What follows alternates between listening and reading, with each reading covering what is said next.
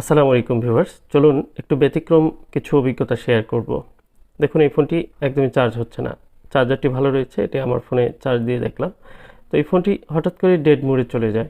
আর আপনারা জানেন যে এই ফোনগুলো হঠাৎ করেই কিন্তু ডেড হয়ে যায়। এটি চার্জ হচ্ছে না, অন হচ্ছে না, এই প্রবলেমগুলো কিন্তু হঠাৎ করেই হচ্ছে।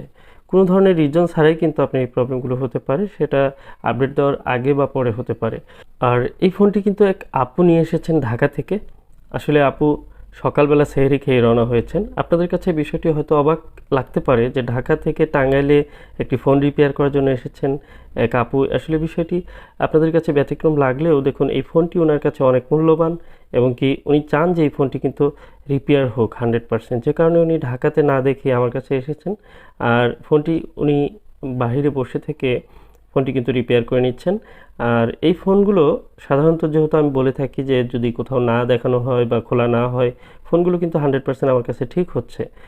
যে কারণে উনি ঢাকা থেকে সরাসরি চলে এসেছেন এই ফোনটি রিপেয়ার করার জন্য। আর এই ফোনে উনি গুরুত্বপূর্ণ কিছু ডকুমেন্ট রয়েছে এবং কি উনি এই ফোন দিয়ে গুরুত্বপূর্ণ কাজ করেন, যে কারণে ওনার এই ফোনটি কিন্তু অনেক বেশি প্রয়োজনীয়। যা হোক, আমি ব্যাটারিটি পরিমাপ করে দেখছি। ব্যাটারিতে ভোল্টেজ রয়েছে 2.7। আর এ ধরনের রিডিংয়ে আপনারা জানেন যে এটির রিডিং থাকবে 16, 17 এরকম।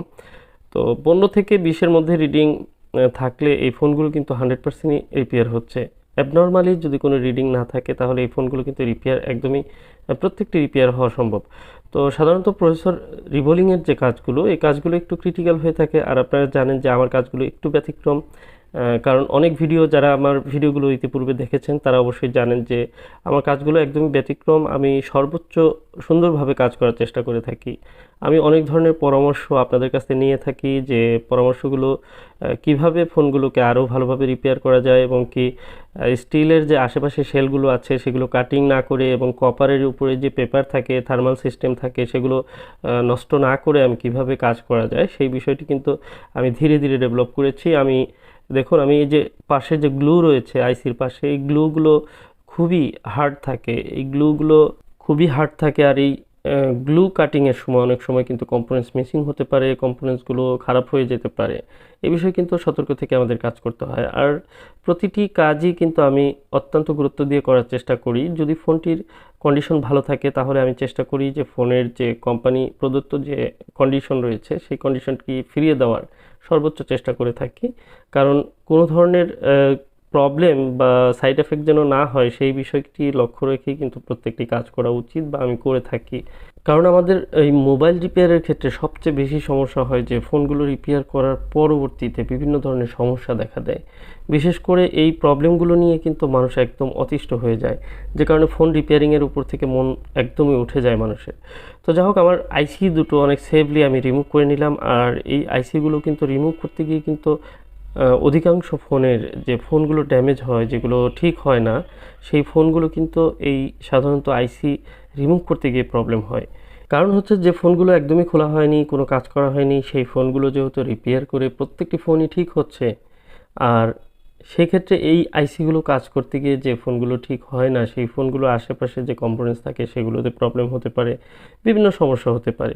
তো এই আইসিগুলো মূলত একদমই খুব সুন্দরভাবে রিবোলিং করে আবার ইনস্টল করলে এই ফোনগুলো কিন্তু রানিং হয়ে যায়।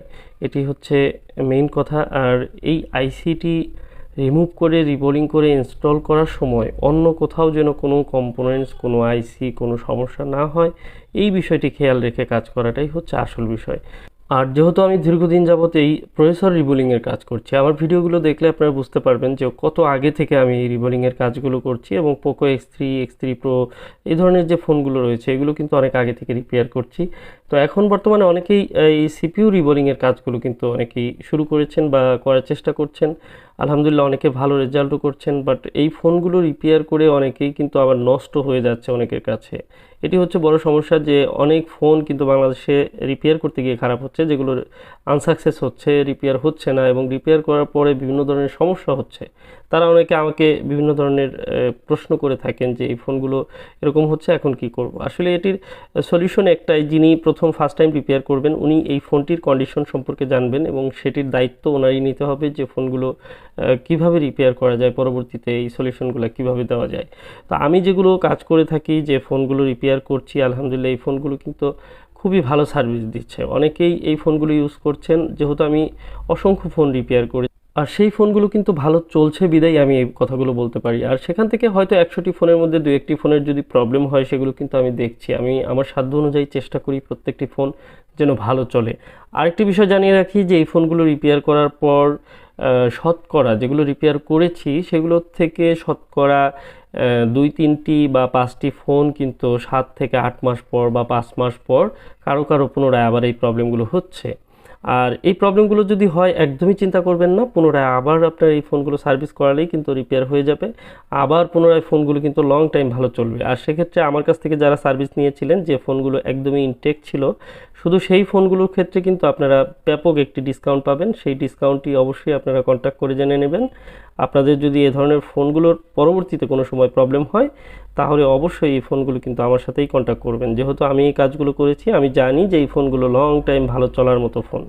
তো অতএব কোনো টেনশন নেবেন না। এই ফোনগুলো আজকে যে ফোনটি রিপেয়ার করলাম, এই আপুটি এসেছেন ঢাকা থেকে। আসলে ঢাকা থেকে জার্নি করে এত দূর এসেছেন একটি ফোন রিপেয়ার করার জন্য, এটি কিন্তু আমার জন্য অনেক বড় একটি পাওনা। যেহেতু বাংলাদেশের বিভিন্ন জায়গা থেকে অনেকেই কিন্তু ফোন রিপেয়ার করতে আসেন আমার কাছে, কিন্তু একটি আপু যে সেহরি খেয়ে এত ভোরবেলা ওনার প্রয়োজনীয় ফোন, যেহেতু গুরুত্বপূর্ণ একটি ফোন ওনার, এই ফোনটি ঠিক হওয়া অনেক অনেক বেশি গুরুত্বপূর্ণ দরকার ছিল বিদায়ী উনি কিন্তু এত দূর থেকে চলে এসেছেন।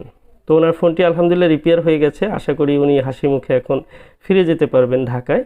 তো আপনাদের যদি এ ধরনের কোনো প্রবলেম হয়, ডেড ইস্যু নিয়ে আপনারা প্রবলেমে থাকেন, তাহলে অবশ্যই আপনারা কন্ট্যাক্ট করতে পারেন আমার সাথে। আমার হোয়াটসঅ্যাপ নাম্বারটি ডিসক্রিপশনে দেওয়া থাকবে। আপনারা চাইলে সরাসরি আসতে পারেন এবং কি চাইলে কুরিয়ারের মাধ্যমে ফোন পাঠাতে পারেন। বাংলাদেশের যে কোনো জায়গা থেকে কিন্তু কুরিয়ারের মাধ্যমে ফোনগুলো আমার কাছে পাঠানো সম্ভব। তো প্রয়োজনে সরাসরি কল করবেন। ধন্যবাদ। আসসালামু আলাইকুম ওয়া রাহমাতুল্লাহি ওয়া বারাকাতুহু।